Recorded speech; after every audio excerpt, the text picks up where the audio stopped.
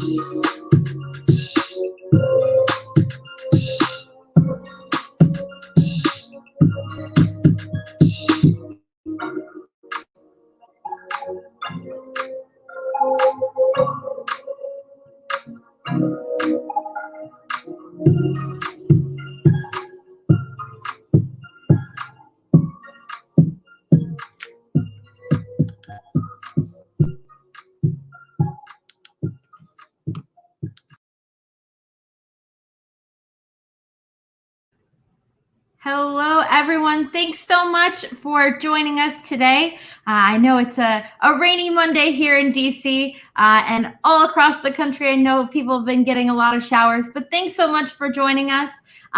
We're here to talk about how to facilitate town halls and virtual meetings today. This is our 11th webinar out of our stay-at-home series. So thanks so much for joining. And without further ado, let's get started. So Javier and I are going to talk all about today how we can facilitate town halls and virtual meetings by utilizing online Google tools, how to actually run those effective meetings, how to facilitate town halls with your audience, and also how to live stream to communicate data and information to constituents. So without further ado, let's get started. Okay. So, of course, if you've been following along with our virtual training series, you may have heard the Do the 5 campaign. Now you can also find on Google's channels, our blogs, things like that, you can find the Be Kind to Your Mind campaign. It's really just general public health information about how you can be kind to your mind during this time. So really 5 steps on what you can do to cope with stress during COVID-19. First, pause, breathe, just kind of notice how you're feeling during this time. It's okay to feel whatever way you're feeling. 2, take breaks. It's okay to take a break from the news or take a break from all the content that's going on out there. Just sit back and relax. Also make time to sleep and exercise and do things that help you relax. I'm going to skip 4 and talk about 5 first. Of course, you can feel free to seek help if you're overwhelmed or you feel unsafe. And then lastly, I want to talk about reaching out and staying connected, because at the end of the day, that's what this webinar is all about. So really make sure that you're reaching out and staying connected, not only in a work environment, but also with your friends and family as well, whether that's through Google Meet or any other of the tools that are out there. Just making sure that you're staying connected with folks because of course, we're trying to keep a safe distance, but that doesn't mean that we can't be social. So let's kind of go through how we can actually embrace that 4-step right there, reaching out to folks through our tools and products. So one of the things that I want to highlight is Google search volume. So searches for group call, group phone, group watch hit record highs worldwide last month. That means that folks are out there looking for ways to connect. And Google Meet is a great way to do so. So Google Meet is video meetings for everyone, everywhere. That's not only for your organizations, but also for you personally. So let's jump right in. First, we all know that we're dealing with a new reality. COVID-19 has really fundamentally shifted the way that we all interact, the way that we conduct business, the way that we have birthday parties. It's really fundamentally changed the way that we interact with each other. So before COVID-19, an estimated 80% of US employees wanted to work from home at least some of the time, but only 3.6% of people actually did work from home, which is an astounding dichotomy that you see there. So after the virus, Global Workplace Analytics estimates that the number after COVID-19 of people who will work from home multiple days of the week will be about 25 to 30%. Of course, right now, most of us are working from home because of different shelter in place, because of different restrictions placed on by employers, but that's not to say that folks won't go back to work later on, but this estimates about 20 to 30% will work from home at least a couple of days a week going forward. So in the past few weeks, we've actually seen the value of investment in our infrastructure on Google Meet. And we really witnessed an unprecedented increase in on-demand video for conferencing. So you can see that sharp difference in the graph right here. And it's 3 billion minutes per day of Google Meet's daily active users, which is an astounding number thinking about where we started even just a few months ago to where we are today. Really Meet's day-over-day growth has surpassed 60%, and as a result, the daily usage is 25 times where it was in January.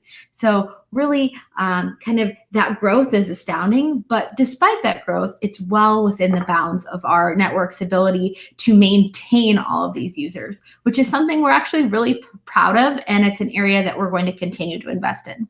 So let's look at our history a little bit on how we actually arrived here. So Google pioneered video meetings about 10 years ago, starting with Hangouts, and we've been deeply invested in this culture. Video conferencing has been a critical component of how we actually function as a company, communicating with folks on the other coast and even in different countries around the world. So we pioneered Hangouts about 10 years ago, and we've really found that a video-first culture is really effective in collaboration across teams.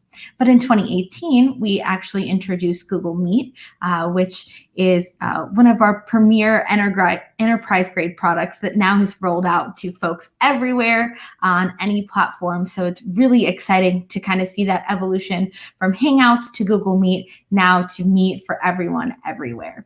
So I'm going to hand it off to Javier to take a tour of Google Meet. Great. Thank you so much, Maria. So again, thank you all so much for joining us. Hopefully we can give you a tour today that's going to really sell you on the benefits of Meet. I know that us as a team, we've been using it consistently just every single day, just for our day-to-day work. And we've been able to just experience all the utility that it brings to our team, and hopefully it'll bring the same to your organization. So jumping right into it, let's get into the tour and explore some of the different features that you're going to find in this product. The first is that Meet is just really, really simple to join, right? I know for a lot of the different products that are out there, oftentimes you're going to need to download a browser or web application onto your computer. It's going to take a lot of password entry and a bunch of other stuff. One of the great things that Meet allows you to do within your organization, it allows you to have one tap or click joining to some of these meetings. So if you've been invited to an event, to join an event within your organization, or even for external stakeholders, it's really easy to just click on that calendar entry and go directly into that meeting and join it. And jump right into that conversation. So you can just tap the meeting link that's in your email, or go to your calendar and click on the link that's going to be visible there. Participants can also join from any device. So you can join Meet from your laptop, mobile device, or you can even dial in from your phone free of charge.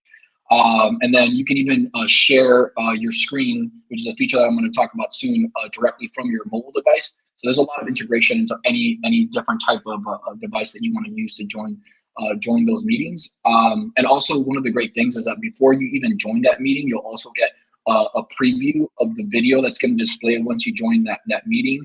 And you're also able to fix anything that you want to fix in terms of background or appearance before you join the meeting, just to make sure that you're presenting your best self. And as we go to the next one, this is a feature that we recently started rolling out, which is Meet in Gmail.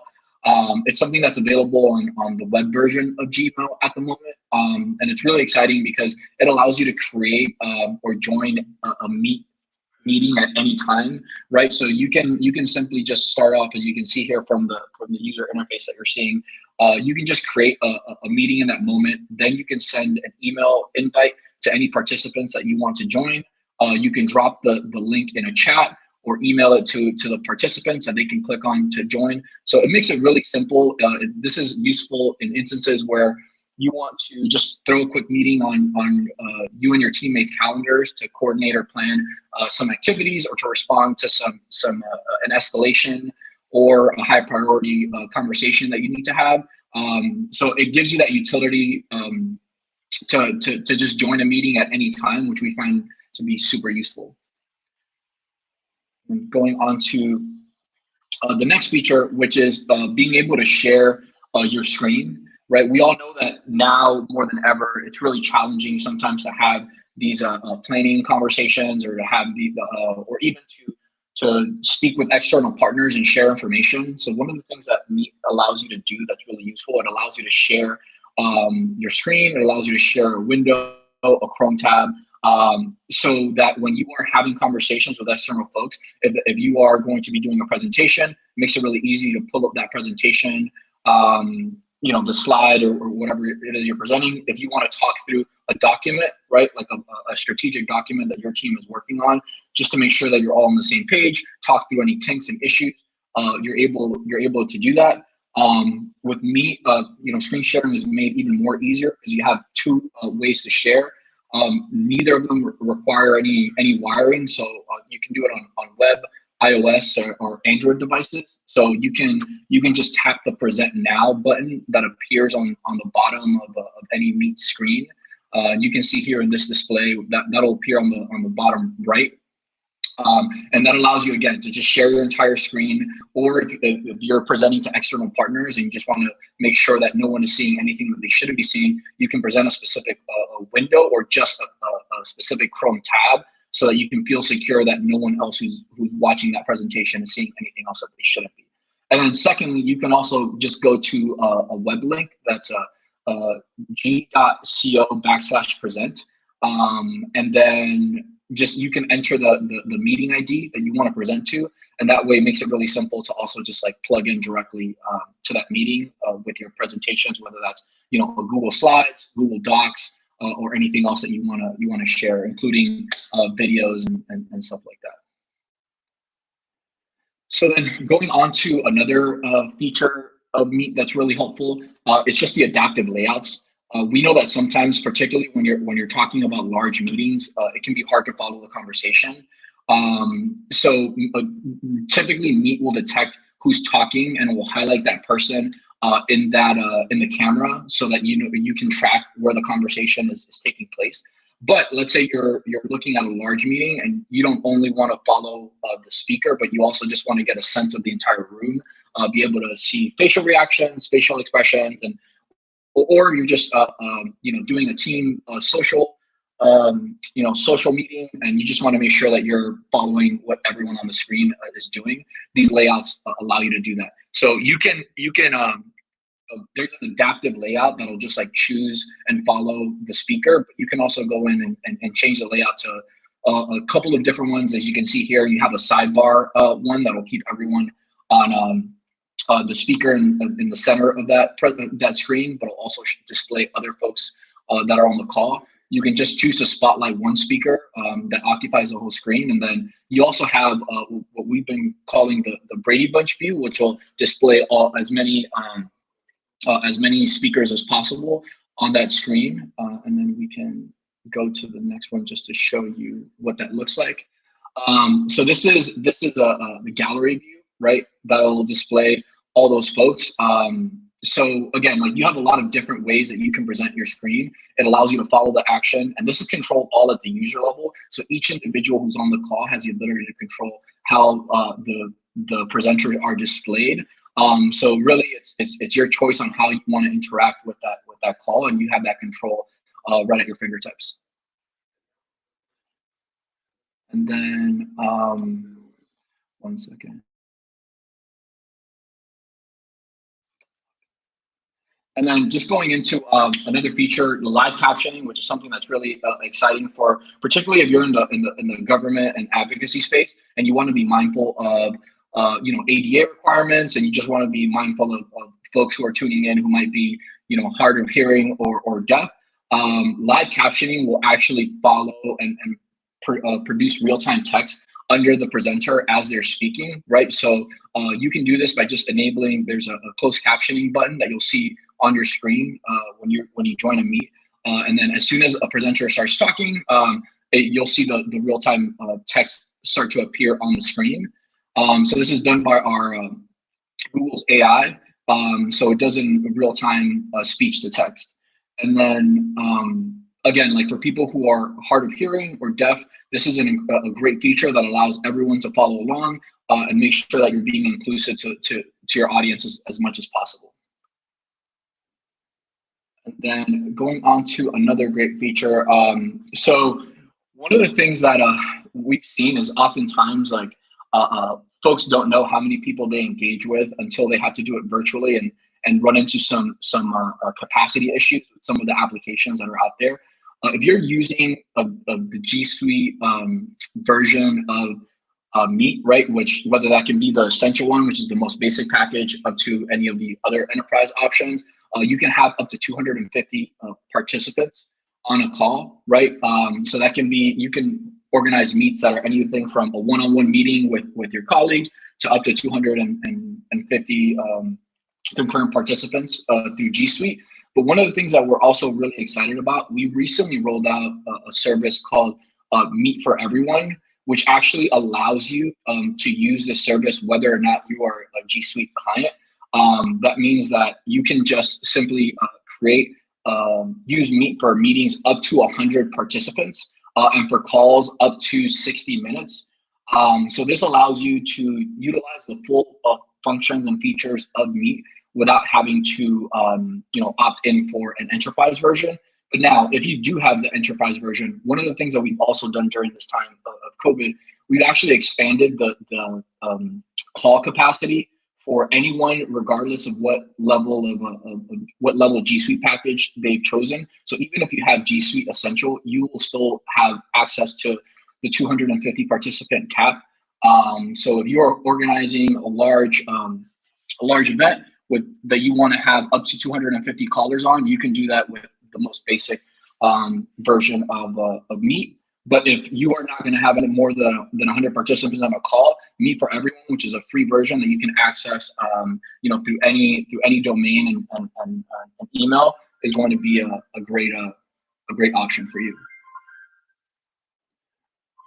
And then one of the things that we're starting to roll out, and if you've been following the news, you may have seen that we've actually been rolling out a series of different features. Seems like almost weekly at this point. Just to improve on this product, and a lot of these improvements have actually been made thanks to feedback from you all, the end users. So we've heard a lot of your requests and a lot of your concerns, and we're adapting the product to make sure that we're giving all our users as much utility and functionality as possible. Just some of the things that, for your awareness, that are going to be coming down the line. One of them is moderation controls. We hear you that and a lot of times some of these meetings can be somewhat unruly, and as a moderator, you want to have as much control as possible, just to make sure that you keep everyone kind of on track and in line while you're trying to go through your agenda and discuss important issues before you. So some of the things that are included with that, we're going to roll out in the near future a waiting room feature for participants so that the moderator can decide when to start a meeting. And until that time comes, folks will be in a waiting room, and you can monitor who's actually joined that waiting room, just to make sure that you're not admitting anyone into those meetings that shouldn't be there. You'll also have the ability to mute all participants as a moderator. So that means that if you want to make sure that only one person is presenting at a time and that others are not don't interrupt that presenter or derail the meeting, this is going to be a great feature for you all as well. You'll also have the ability to control who can present the screen. So in instances where you are having, let's use an example of House congressional committees or something like that. If you want to make sure that only one person is able to present without anyone else, presenting their screen or interrupting that presentation, you'll also have the ability to just choose who can present and when they can present, so that the meeting is kept on track. And then there are a couple other functionalities that are coming down the road. As you can see here, you can lock a meeting. You can end a call as soon as the moderator leaves, just to make sure the call ends whenever you want it to end, and then other stuff coming down the line, which is going to be really exciting. And one of those such features that is also really exciting that we're hoping to roll out to everyone sometime over the next couple of months is the hand raising function, right? So a lot of times, especially when you have these larger meetings, it's hard to keep track of who to call on next, who should who wants to speak, and all that. So one of the things that we're bringing back to Meet is the hand raising function, which will, as you can see here, each person will see an icon on the bottom of their screen will let them raise their hand. And as the moderator, you'll see, and everyone else on the call will also see the order in which folks requested to speak, so that way, as a moderator, you can both be fair and orderly in who you allow to speak next. This is, again, especially useful in some of these larger calls when everyone wants to speak all at once. That way, you can make sure that you're keeping control of that meeting. And then another feature that might be useful for any of you who are part of like very large organizations, right? If you would like to, if you have more than 250 people within your organization, so those are folks that share your URL, right? And you are organizing, let's say, a company all hands, or a company-wide call or something like that, and you want to live stream to more than 250 people, you're able to do that so long as they're in your organization, meaning that they share your same domain, right? So this is really easy to do right from your calendar. You can create a live stream link, and you can send that out to anyone in your organization or anyone who's on that calendar invite, so that they can tune in even if they don't have the same features as a participant. They'll still be able to follow along with the call, the presentation, whatever it is that you're doing. And then moving on to the recording feature. If any of you are in organizations or government agencies or areas where you need to keep meticulous records of the meetings that you're holding, either because they're legally required or because you just want to keep it for your own record keeping purposes, Meet allows you to record meetings or so that folks can so that you can keep those for your records. You can store those on the cloud through Google Drive directly. So if you are recording those meetings, after you're done, it'll get shared to your Drive account, so that you can keep those in a secure place. And then moving on to just some of the additional functionality that Meet offers, because Meet was built with G Suite on the G Suite infrastructure, and it's fully integrated in those areas. It just has a seamless functionality with so many of the other Google products that we have. So you can share links to Meet through chat or Gmail to invite others to join those directly, right? You can easily create and join meetings directly from your Google Calendar. You can screen share and present slides, docs, sheets, as well as I mentioned earlier, record those meetings and have them auto-saved to your Drive. In addition, you can use Meet on almost any major browser. So that can be Chrome OS, Safari, Edge, Fireside, Internet Explorer, any of those. And it's really easy to use across all different platforms. And we also have extensive integration with third-party video conferencing tools, which lets you join Meet calls from like Cisco, Polycom, and other different types of hardware can be integrated into our program as well. And then just going into the security piece, I know now more than ever, because so much of your important work is being done remotely and from video calls, security is of the utmost importance. And because Meet was built on that G Suite infrastructure, it offers the highest level of security. You can take advantage of it's really important that you take advantage of Google Cloud Secure by Design infrastructure, which is going to help protect your data and safeguard your privacy. Meet's counter abuse and security features are on by default. So that means that whenever you join a Meet call, you know that your organization is going to be getting the highest level of security that our products can offer. And then also Meet adheres to the same robust privacy commitments and data protections as the rest of Google Cloud's enterprise services. So again, you're going to get that top-notch security features and services.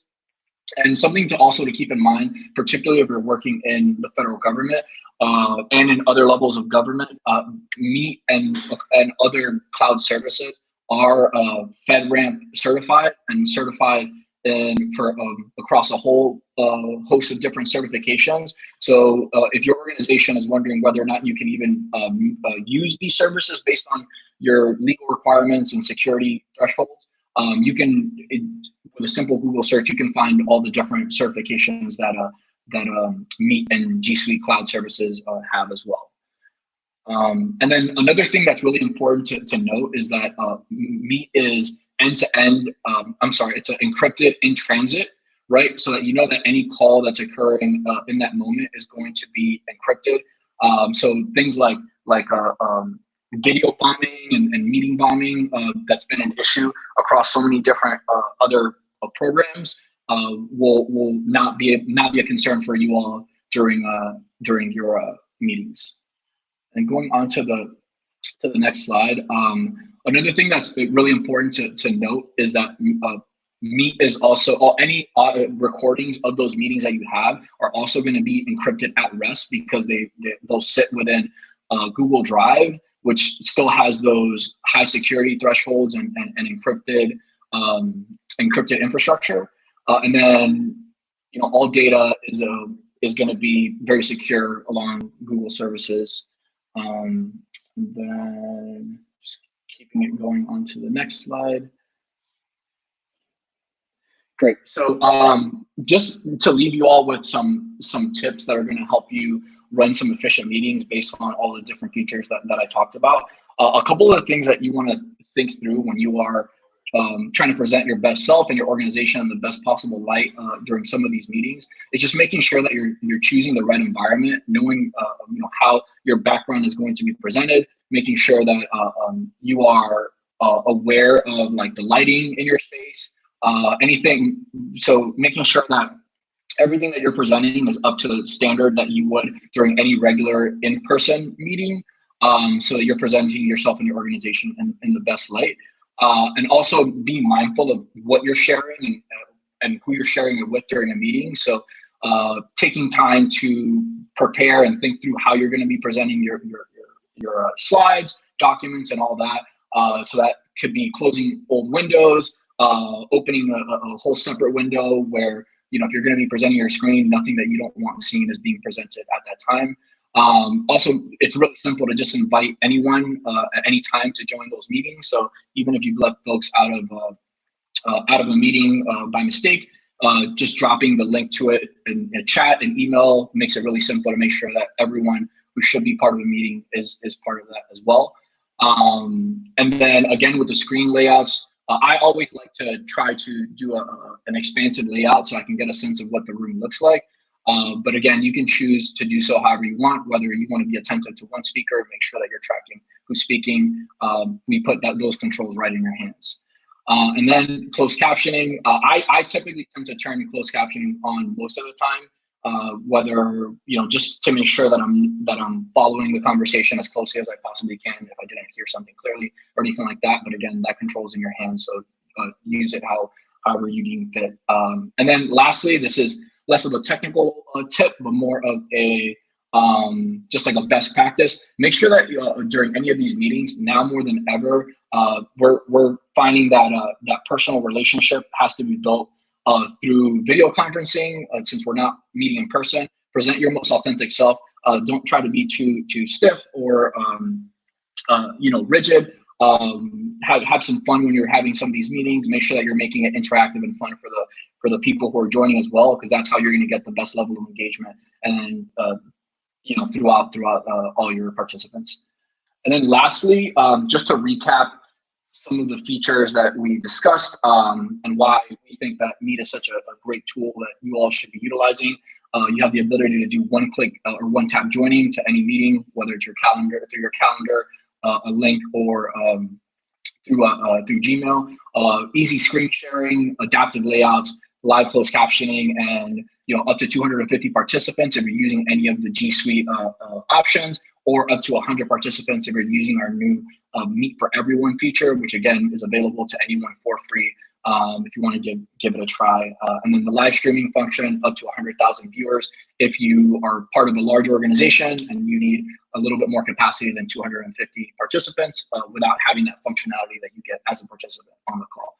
And then the recording feature that allows you to share later, whether that's posting it on your YouTube channel or sharing it across social media. Having that secure recording stored on your drive will also allow you to do that everywhere. And then with that, I'm just going to pass it back to Maria, who's going to talk to you about connecting with your audiences through YouTube.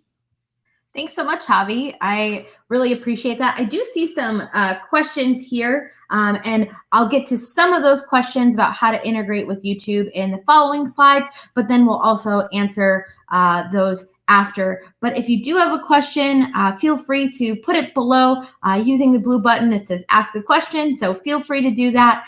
We're happy to answer all your questions, but I do see some questions about integrating live streams, as well as kind of some of those questions about Meet live streaming. So we'll get to those right here. All right, so how to connect groups with their audiences. So of course, we all want to connect with our audiences right now and tell them what we're doing and kind of connect with them better. So of course, I want to first talk about YouTube Live. Of course, live stream events provide viewers with an immediate real-time stream of ongoing events or public service announcement. So if you took that stream from Meet, you could record it and you could actually upload it live, or you could use an encoder to actually stream your meeting to a YouTube live stream, or you could do it just directly on the platform. You can also bring in subject matter experts to respond to FAQs, share their insights. Right now, there's a shelf on YouTube with a bunch of different interviews with creators and Dr. Fauci. So, bringing in experts like him with your boss or your organization are really important things during this time, really to get that subject matter expert to either talk about COVID or things going on in the space. And I think that's really fruitful right now. The other way that I would use YouTube Live is kind of that town hall Q&A format, really requesting questions from the audience and answering them in real time. We all know that you want to make sure that you kind of have that moderating section on some of those questions, just to make sure that the trolls don't get unruly, so you can moderate them as well. Or you could even have pre-described questions for your boss, something like that. So really making sure that you take advantage of all of these resources on YouTube Live, and this is native on the YouTube platform. So how do you actually get started? So first, you log into your YouTube channel, go to youtube.com/features. It'll give you a whole host of features that you can enable for your channel, but live streaming is one of them, and it takes at least 24 hours to actually enable on your channel. So make sure that if you do plan on any live streaming in the future, that you just get it taken care of right now, get that 24 hours in advance through a two-step verification process. So recommend just getting it done right away, and then when you have to use it, you can use it at a moment's notice. So really recommend doing that at youtube.com/features. So what are the basics? You can stream to an unlimited amount of users. So we kind of talked about on the Meet side of things, how you can live stream a Meet itself to 100,000 folks in the same organization with the same domain. Obviously that's for more secure meetings that, you just want your company or organization to be involved in, but kind of streaming out to constituents or your audience, I would recommend using YouTube Live and streaming live that way. So streaming to an unlimited number of users, regardless if they have a Google account or on YouTube, they can just get a link. They can get that public or unlisted. You can see in the privacy settings here. But the way that you actually stream is through an encoder from professional AV equipment. You can use your webcam from your laptop. You can also use YouTube mobile on eligible channels. For most, it's any channels above 100 subscribers, 1,000 subscribers. But if you don't have it enabled and you're a government channel, just feel free to let us know, and we're happy to take care of that for you. In terms of privacy settings, public or unlisted, a public link is anyone who has the link can see it. It's also discoverable on YouTube as well. So somebody searching for a video might also be able to find the video if it's public. If it's unlisted, it won't actually show up in YouTube search. It'll just show up for folks who have that link. So kind of a delineation between the two. One thing I will call out here is that you cannot live stream on a private YouTube link. So just keep that in mind when you're putting these live streams out there. All right, so we actually have a checklist of how to set these up pre-live, during live, and post-live. So one of the things that I find the most important when you're doing live streams, and we even do it here, we have prep time set up beforehand, it's really to test your full setup. And make sure you do it with the devices and the equipment that you plan on using for the actual live stream. Switching out a mic or something like that, it may not work or it may not be set up the right way. So you want to make sure to test your full setup before you get started and use the actual equipment that you're going to use when you're going live. I also recommend scheduling the live stream. Not only does this help organizationally, everybody has the link beforehand, but it also helps with marketing as well. Getting that link out there so that folks know that this is indeed where you're going to be doing the live stream in the future, and you can build up that momentum. You can also create a live channel page shelf. So on your YouTube channel, if somebody navigates to the page or clicks to it from your website or from social, they kind of have that shelf right there organized where they know this is where all the live streams of my boss are going to be. It not only helps constituents and your audience, but it also helps you too, because it's all in one place. Also, make sure to announce the stream, gather questions from folks, either that's live in the chat or kind of some of those questions that you may have gathered beforehand. Also, really provide robust video descriptions. Not only do we recommend this on live, but we also recommend it for any YouTube video that you're posting out there. Make sure you're having a robust description because YouTube is a search platform itself. You just want to make sure that you have enough text there that the system can actually show your videos to folks who are looking for them. And last, make sure that you use a clear, high contrast thumbnail as your image. When folks are searching for things, one of the main pieces of information that they have are right from your thumbnail. So make sure that you have a clear thumbnail that actually explains what you're going to be talking about on your live stream. So I talked all about that, but that's before you even get started on your live stream. So all of those things, kind of that checklist before you go live. So what do you actually do while you're live? Feature the event on your channel. There's a feature in the youtube.com/features. You can change the video to make sure that this is the featured video when somebody comes to your channel. Of course, deliver opening and closing remarks. Kind of like we do here, say something at the top, make sure people are welcome to your live stream. They know what it's about, know who the speakers are. And then at the end, kind of deliver those closing remarks and also answer any questions. Make sure to stick to a structure that people can follow. Have an agenda for people and make sure that they know what points that you want to hit throughout. And then also answer questions from your audience. It's really important to be engaged, especially right now. I know live streams can be hard because you're putting out something and it's harder to talk back at a live stream, but facilitating that through the comments and the mechanism to ask questions is something that I truly recommend. And then also creating some highlight clips while it's still live. The YouTube Studio has an amazing feature where you can take clips of what's going on live and you can put them out on social, you can highlight them as a different video on your platform, really taking those clips and making them work for you. Kind of those little quick sound bites are really helpful here. Okay, so that was during the live stream, but what do we do after it's all over? So make sure to publish your stream to your channel and archive it. Create a live playlist. So kind of talking about that shelf on your channel, just make sure you have a live archive playlist and then direct audiences to that live stream to watch on demand. It's something that you've done already and you want to make sure that people are taking advantage of the work that you did live and kind of carrying it out afterward. You could have maybe 100 constituents watch it live, but then you could grow that to thousands of constituents if you promote it and put it cross-platform when you post it to your channel afterwards. So that's kind of the checklist pre, during, and post live streaming, things that we all recommend. You can obviously apply these to your live streams, but also to your other YouTube videos as well, kind of those best practices, tips, and tricks. So they work both on just native videos and they work on live streams as well. So if you want our full guide for civic engagement, the live stream guide is downloadable right here. Feel free to email us if you'd like a copy of this, but really just make sure you're prepared, that you can be discovered and that you're conversational with it.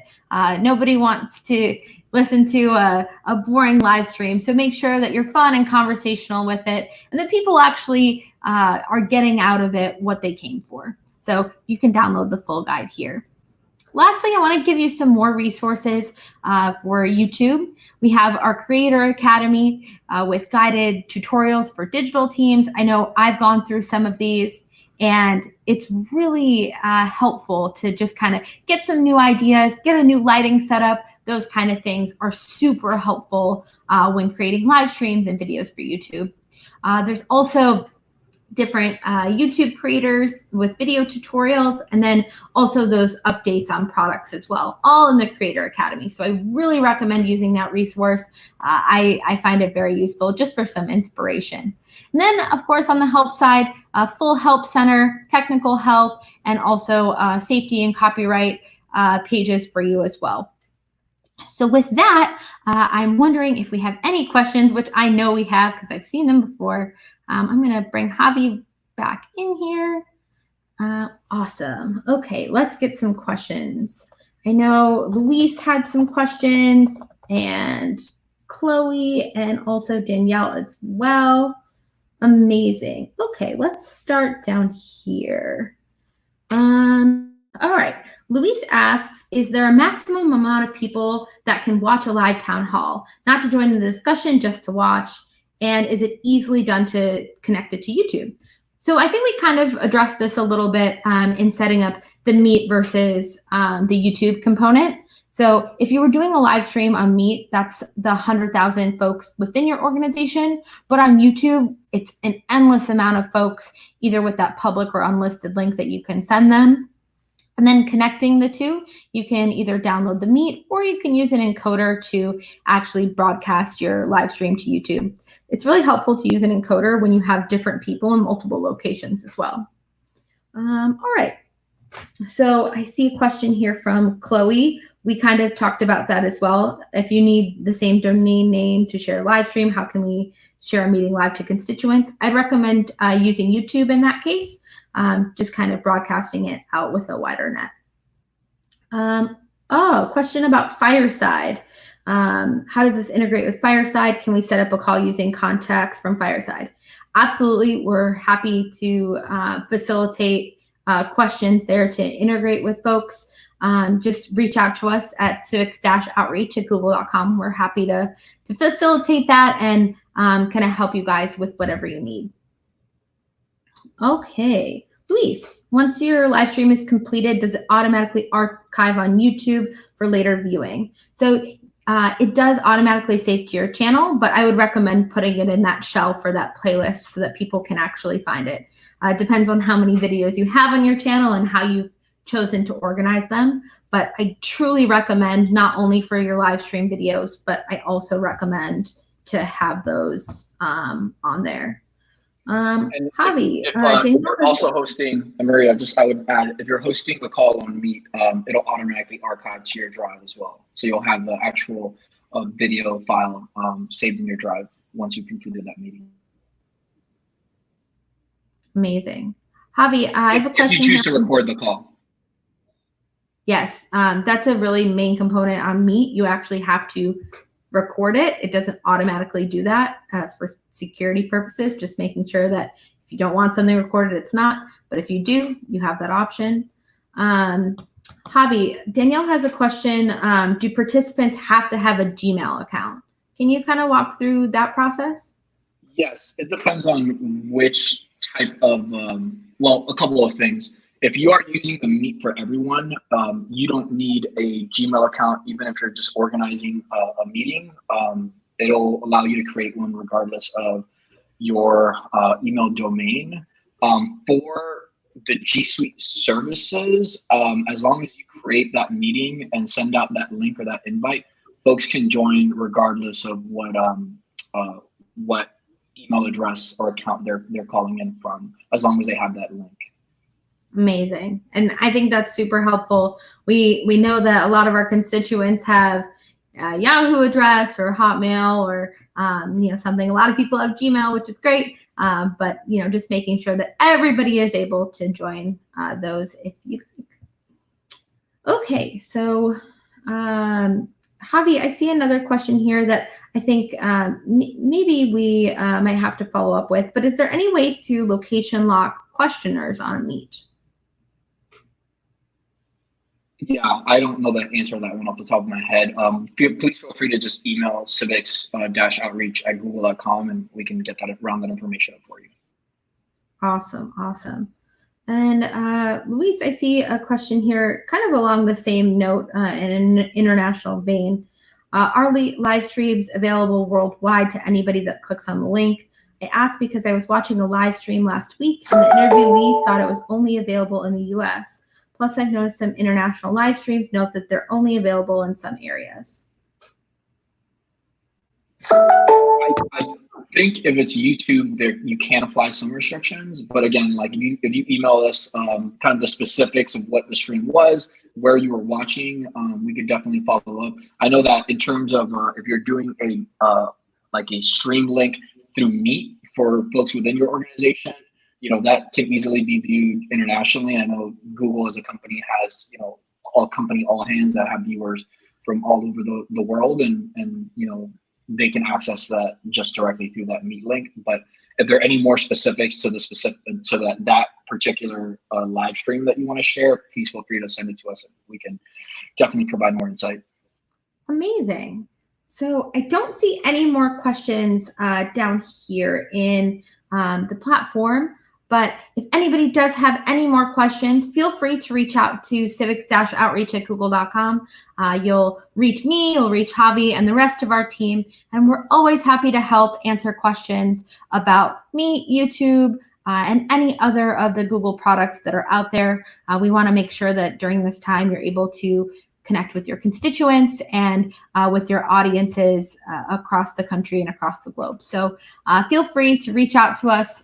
We're happy to answer any questions there. I do want to make a shout out to our upcoming virtual trainings. Of course, today was how to host meetings and town halls virtually. Next week, we're going to be featuring security tools to help protect yourself online, making sure that you have all of those tools as we go into election 2020 and beyond. Then after that, we'll be highlighting some YouTube 101 tricks. I did talk about some of them today, kind of those captions, things like that, that'll help you be more discoverable. Then next, we'll talk about G Suite tools that'll help you with remote work. So some features on Meet, and then the rest of G Suite as well. And then lastly, remote production tools for YouTube. Tune into any of those live. Of course, if you missed any of our live streams earlier, feel free to watch them below on demand. You can watch them anytime, any place you'd like, or tune in live to any of these. But with that, I don't see any more questions here. I'll take one last look. I don't see any more questions, but if you do have any, feel free to email us at civics-outreach@google.com. We're happy to take them there. So thanks so much for tuning in today. I'm so excited that you all have stuck with us throughout this 11-week journey or however long it's been. But thanks so much, and we'll see you guys next week. Feels a lot longer than 11 weeks, but yeah, thank you.